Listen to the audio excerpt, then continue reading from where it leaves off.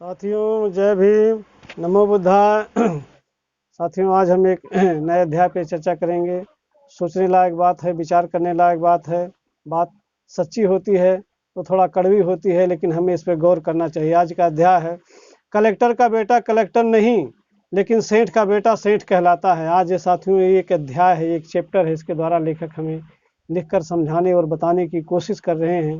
कितना बढ़िया हमें ढंग से ये सुझाव दे रहे हैं कि कलेक्टर का बेटा कलेक्टर नहीं कहलाता है लेकिन सेठ का बेटा सेठ कहलाता है। ये कि हमें एक सोचपूर्ण बात है कि हमें इस पर विचार करना चाहिए कि आखिर क्यों ऐसा होता है।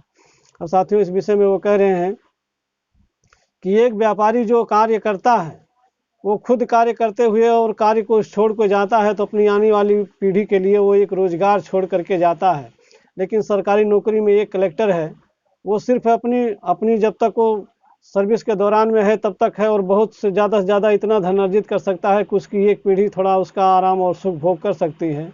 लेकिन ठीक वही तरीके से एक सेठ, एक बिजनेस, एक व्यापारी जो है, कवि का यहाँ से लेखक का समझाने का मतलब है कि वो इतनी दौलत कमाता है कि उसकी 3 पीढ़ियों से आगे भी वो उसका कमाया हुआ खर्चा नहीं कर सकती हैं, अगर सही रास्ते पर सही ढंग से चला जाए तो।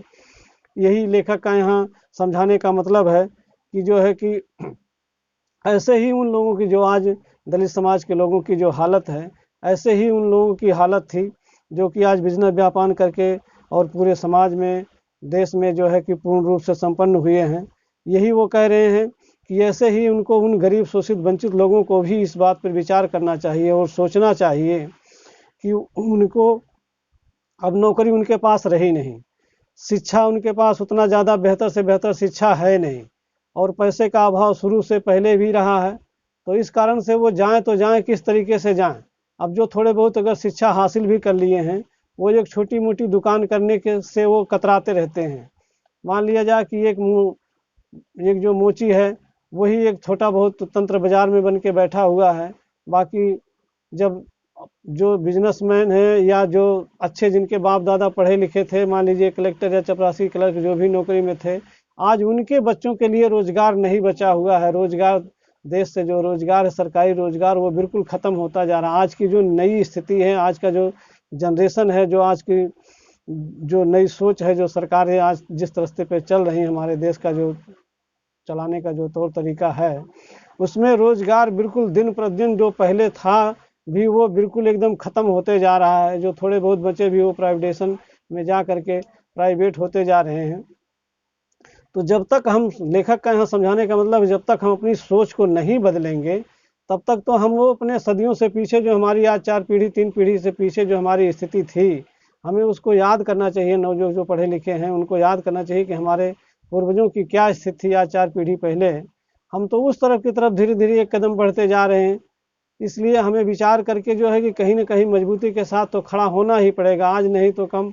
और जो ये श्रम बस है, बस जो है कि व्यापार में ना जा करके ये अपने साथ जो गलतियां कर रहे हैं, इसी बात पे यहाँ लेखक समझा रहे हैं कि ठीक है, बिजनेस व्यापार करने में थोड़ी सी उनको जात पात की रुकावट आती है, आदमी भेदभाव मानता है, लेकिन ये समझा रहे हैं कि ऐसा ये बहुत थोड़े समय तक का होता है। अगर आप आर्थिक रूप से मजबूत हैं तो जो आज सरकारें चल रही हैं, वो भी जिनके पास अर्थ है, मजबूती है, वो भी टिकट जो देती हैं तो एक अच्छे पढ़े लिखे और एक अच्छे महान धनवान को भी देती हैं।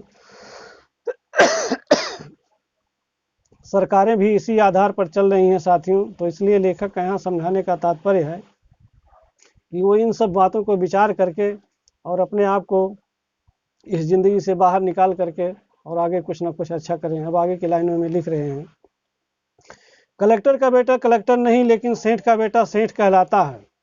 दलितों ने व्यापार की ओर कभी ध्यान ही नहीं दिया। व्यापार से कई भावी पीढ़ियों का कल्याण होता है, जबकि सरकारी नौकरी से सिर्फ एक पीढ़ी का। व्यापारी का बेटा व्यापारी कहलाता है, आईएएस का बेटा कलेक्टर नहीं कहलाता है।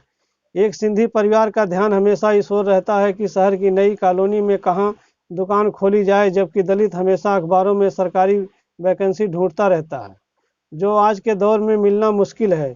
यही कारण है कि आज़ादी के बाद शरणार्थी बनकर आया सिंधी समाज आज पूरे भारत में आर्थिक रूप से संपन्न है।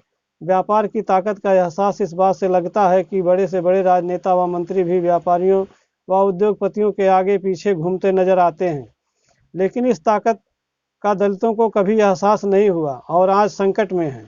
जब पढ़े लिखे उच्च अधिकारियों के बेटे बेटियों के लिए भी नौकरी नहीं है तो फिर गांव के रामू मोची या मोहन मेहतर की संतान को नौकरी मिलना कितना मुश्किल होगा। अब दलितों के पास ना खेती है, ना व्यापार, ना नौकरी है और ना पैसा। माना कि दलितों के साथ समाज में भेदभाव होता है, विकास में थोड़ी रुकावट आती है, लेकिन अब पहले जैसा हालात नहीं है। यदि आप में लगन है तो व्यापार में बढ़ने से कोई रोक नहीं सकता। गांव में छुआछूत है तो शहर में आओ, यहाँ चाय की दुकान, रेस्टोरेंट व होटल खोलते समय कौन जाति पूछता है। शहर में किराना, कपड़ा या ज्वेलरी की शॉप में कोई भी जात पूछकर नहीं आता।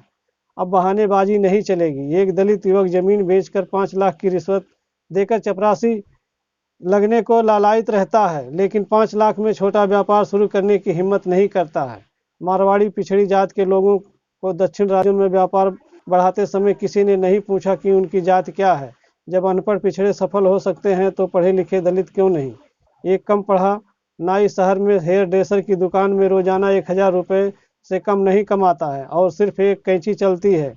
एक दर्जी शहर में टेलर या ड्रेसर डिजाइनर बने महीने की भरपूर कमाई करता है, लेकिन दलितों को इसमें भी शर्म आती है। साथियों, यहाँ विचार करने वाक है कि यहाँ कितने सोचने की बात है कि किस तरीके से अगर देखा जाए तो हमें उनसे ज़रूर थोड़ी बहुत सीख लेनी चाहिए और इसमें कोई बुराई भी नहीं है, हमें करना चाहिए, जैसा कि यहाँ लेखक हमें बार बार समझा रहे हैं। आगे की लाइनों में फिर हमें इशारा दे रहे हैं, दलितों को चाहिए कि अब पुराने धार्मिक ग्रंथों की चीड़-फाड़ करने में ज़्यादा समय बर्बाद ना करें। रामायण महाभारत मनुस्मृति में हमारे खिलाफ क्या लिखा है, इस पचड़े में दिमाग खर्च नहीं करें। अब ना हमारे कान में कोई शीशा भरता है और ना ही जबरदस्ती मनुस्मृति पढ़ाता है। आए दिन तीर्थ यात्रा करने के लिए या मंदिरों में नाक रगड़ने के लिए कोई पंडित आपको पीले चावल नहीं भेजता है, वह तो आपको सपने में भी नहीं याद करता है। अब दलित खुद ही अंधविश्वास के मारे तथा बिना मेहनत किए धन प्राप्त करने के लिए मंदिर में नाक रगड़ने जाता है, तो इसमें पंडितों की क्या गलती।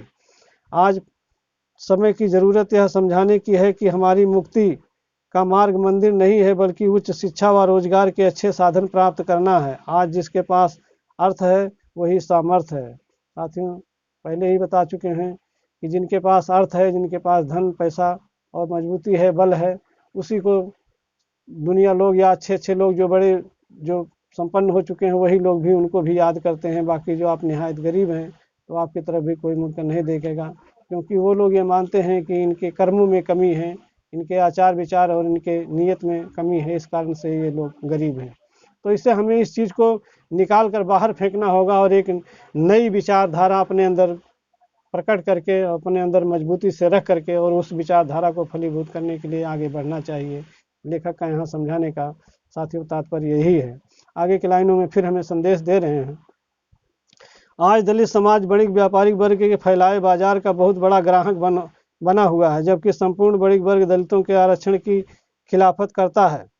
मजेदार बात यह है कि आरक्षण का हवा ज़्यादा है, इसके विरोध में तो बणिक वर्ग का बेटा आत्महत्या कर सकता है, लेकिन एक दलित द्वारा कपड़े की दुकान खोलने पर शुरू में हल्की ईर्ष्या जरूर होगी, लेकिन विरोध नहीं करेगा, बल्कि बाद में तो दलित भी बणिक के साथ व्यापारी वर्ग में शामिल हो जाएगा। आज शहर के दलित शिक्षितों की नौकरियों की बदौलत क्रय शक्ति बढ़ी है, लेकिन इसका सारा लाभ बणिक वर्ग को जा रहा है।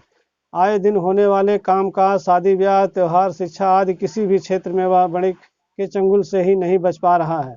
यह दलित चाहे भी तो उसे दलित की दुकान नजर नहीं आती जहां से वह खरीदारी कर सके। यानी दलितों की कमाई बणिकों के घर में तो जाती है, लेकिन बणिकों के घर से एक पैसा भी दलितों की ओर नहीं आता है। ऐसा व्यापार में बणिकों का एक छत्र साम्राज्य होने के कारण आज शहर कस्बे बाजारों से भरे पड़े हैं। शहर के किसी भी कोने में चले जाइए, हर जगह आधुनिक market, shoes, garment shop, beauty parlour,